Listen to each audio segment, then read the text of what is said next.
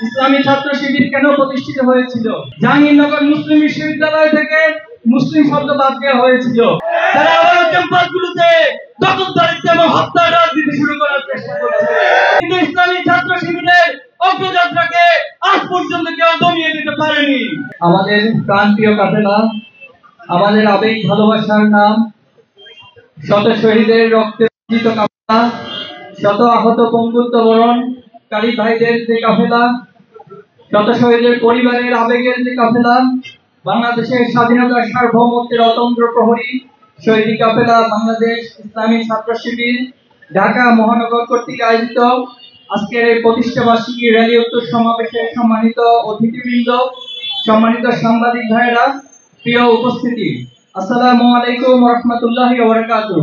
জুলাই বিপ্লবে যারা জীবন দিয়ে, যারা রক্ত দিয়ে এই জমিনকে, এই বাংলাদেশকে ফ্যাসিবাদ মুক্ত করেছেন, আমরা তাদের জন্য দোয়া করছি আল্লাহ তাআলা তাদেরকে যেন শাহাদাতের সর্বোচ্চ মর্যাদা দান করেন।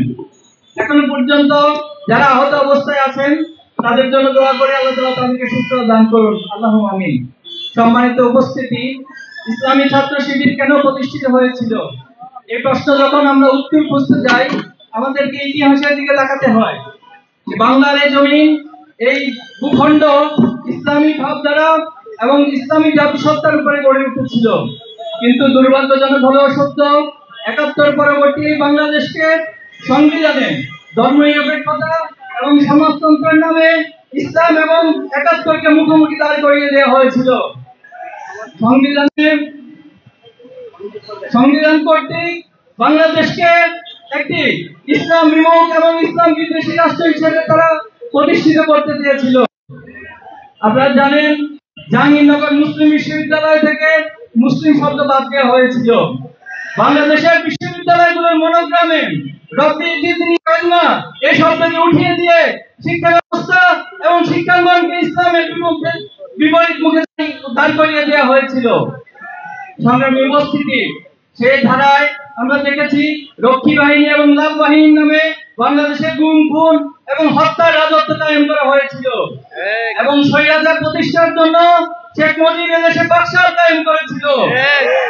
কিন্তু ৭৫ পরবর্তী বাংলাদেশে যখন দ্বন্দ্ব বিক্ষুব্ধ এবং অস্থির পরিস্থিতি বিরাজ করছিল, যখন ছাত্র সমাজ জাহিলিয়াতে নিমজ্জিত হয়ে ইসলামের আলোয় আলোকিত হওয়ার জন্য রাস্তা খুঁজছিল, তখনই ইসলামী ছাত্র শিবিরের আবির্ভাব ঘটেছিল বাংলাদেশে।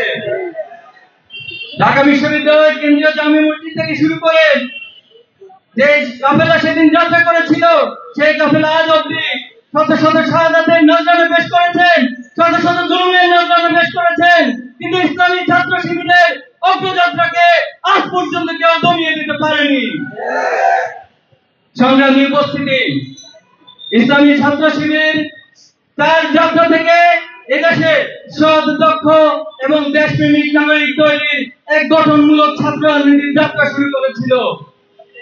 কিন্তু এই ফ্যাসিবাদের সময় এসে আমরা দেখেছি বাংলাদেশে ছাত্র রাজনীতির নামে যে অপরাজনীতি শুরু হয়েছে, যে আধিপত্যবাদ শুরু হয়েছে, এ কারণে আজ বাংলাদেশের ছাত্র সমাজের কাছে ছাত্র রাজনীতি এক ভয় এবং আতঙ্কের নামে পরিণত হয়েছে।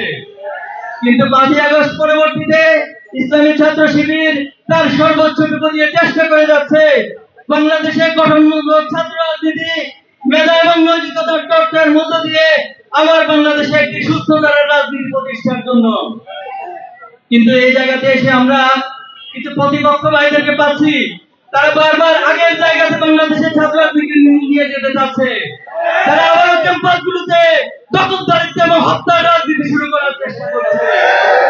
আপনারা দেখেছেন জাহাঙ্গীরনগর বিশ্ববিদ্যালয়ে যখন ছাত্র সংসদ নির্বাচনের দাবি উত্থাপিত হয়েছে, তখন সেখানে বলা হচ্ছে ছাত্র সংসদ নির্বাচন দিলে নাকি আবার হত্যার রাজনীতি শুরু হবে। এই কেমন কথা, এই কেমন স্টেটমেন্ট? আমরা প্রতিবাদ জানাতে চাই, যারা আবার বিশৃঙ্খলা এবং হত্যার রাজনীতি শুরু করবে, বাংলাদেশের ছাত্র সমাজ তাদেরকে ঐক্যবদ্ধভাবে প্রতিহত করবে। অতি সত্বর ঢাকা বিশ্ববিদ্যালয় সহ বাংলাদেশের সকল ক্যাম্পাসগুলোতে সুস্থ ধারার ছাত্র রাজনীতি চর্চার লক্ষ্যে ছাত্র সংসদ নির্বাচন আবার দিতে হবে। বিগত ফ্যাসিস্ট সরকার এবং তার আগে আমলে এই বাংলাদেশের শিক্ষা ব্যবস্থাকে ধ্বংস করে দেওয়া হয়েছে। একটি ইসলামী এবং অনৈতিক অশ্লীল মনধারার একটি শিক্ষা ব্যবস্থা এই দেশের মানুষের উপর চাপিয়ে দেওয়া হয়েছে।